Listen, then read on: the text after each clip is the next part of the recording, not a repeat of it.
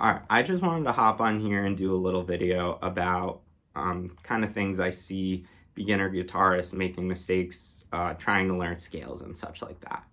So in this video, we'll talk about just ways to organize your fretboard, organize your fingering so it's a little easier when it goes to switching in keys and just memorizing scale patterns. If you enjoyed this video, please give me a like, maybe subscribe, drop a comment. It really helps the video out. And I would really appreciate it, even if it's just something silly like an emoji or really anything. It really helps me grow and push my content to other people who might find it useful and want to watch it and stuff like that. But anyway, thanks for watching the video. Even if you're not interested, it would still help me out if you just let the video run. You could turn it off, do whatever you want, but if you could help me out, that would be super sick, and I'd really appreciate it. Anyway, so here's some tips for just learning how to play scales and how to kind of organize them on the fretboard. So I'm going to use the G minor pentatonic to kind of begin this example, and then we can go and kind of talk about it in relation to some major modes and stuff like that. So the idea is that you assign each one of your fingers to a fret when you're playing a scale shape, right? So in the case of the minor pentatonic, we have 4 fingers covering the span of 4 frets, which covers our entire shape, essentially, right? Because our minor pentatonic, fret-wise, it would be 3rd fret, 6th fret, right, on the E string, 3rd fret, 5th fret on the A string, 3rd fret, 5th fret on the D string, 3rd fret, 5th fret on the G, and then 3rd fret, 6th fret on the B, and then the 3rd fret of your E. So with this idea, what I like to do is I would say for all of those positions, each one of my fingers is going to, we're going to just kind of memorize the shape with my fingers, right? So we have 1, 2, 3, and 4. And so for this pentatonic scale, we're going to use our first finger, our pinky, then we're going up to the next string. We're going to go our first finger, our ring finger. Next string will be first finger, ring finger. G string will be first finger, ring finger. And then B string will be first finger, pinky, and then the first finger. And then you would just go the opposite way to go backwards. So first finger on the E string, B string will go pinky, first finger. G string will go ring finger, first finger, D string, ring finger, first finger, A string, ring finger, first finger. And then the low E is going to get your pinky and your first finger. Now, why is this important? So what I see in a lot of beginner and intermediate guitarists are they kind of play the pentatonic either with just their first 3 fingers because they're kind of scared to use their pinky. And I know I use my pinky on the last note. It's just kind of muscle memory at this point in time to use that finger for that note. So why I like this fingering is that if you go to a new position, you kind of have to just use the muscle memory of, oh, I'm covering 4 frets. All I have to know is... And it's really great for just kind of moving around because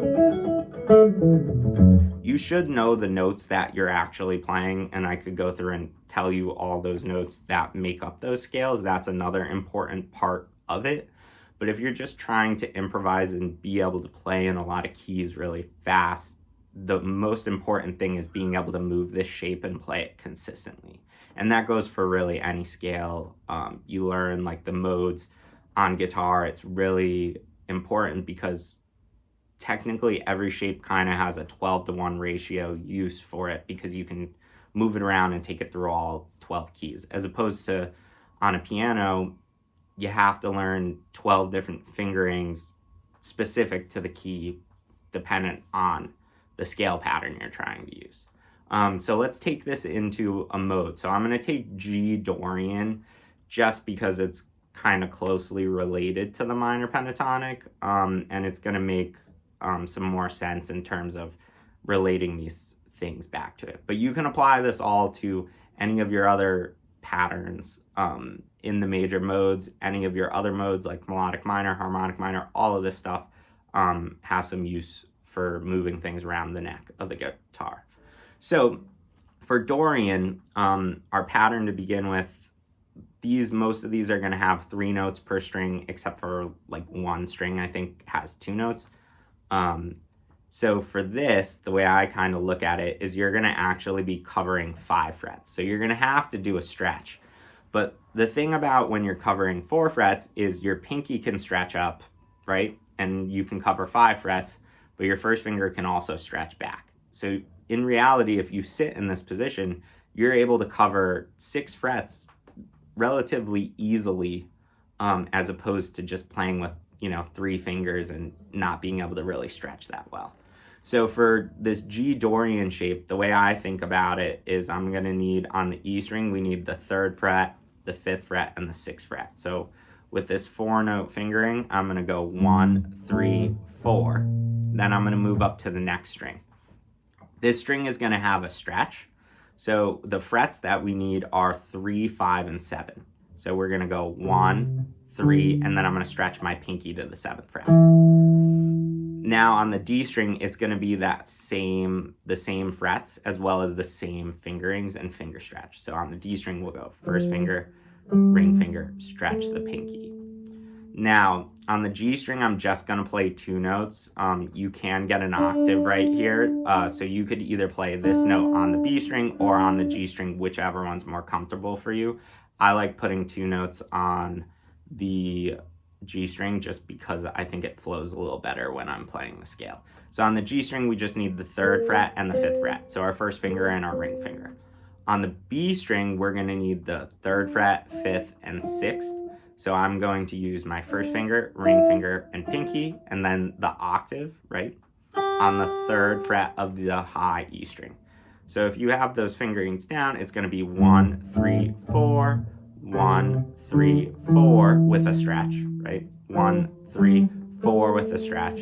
1, 3, 1, 3, 4, and then 1. And then backwards it would just be, 1 on the E string, then you're going to go 4, 3, 1 on the B string, 3, 1, and then we're going to have to stretch up to the 7th fret with our pinky. So we're going to go 4, and then we're going to go ring finger, first finger, same thing on the A string, pinky, ring finger, first finger, and then on the low E string, we're back into our 4 notes per fret kind of position. So we're going to go pinky, ring finger, first finger. And so if you get really comfortable with this, it's really easy to just kind of like, sorry for the slip up there, that tends to happen sometimes. Anyway, so if you move this around, right, we're in G now, I can take it into B.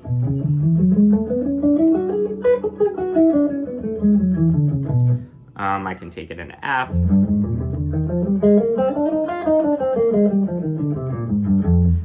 And it's really easy. You can do this with all your modes. It just kind of helps things become a little more fluid and just give you a little more consistency to the way that you play your scales. So give this a try. Let me know if it helped. Let me know of more things you think I could talk about and just what you're looking to get out of the guitar, and maybe I can help make a video that might help you break down some questions you might have for it.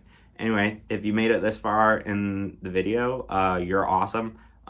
Good luck practicing. I hope this helped you, and I'll see you in the next one. See ya.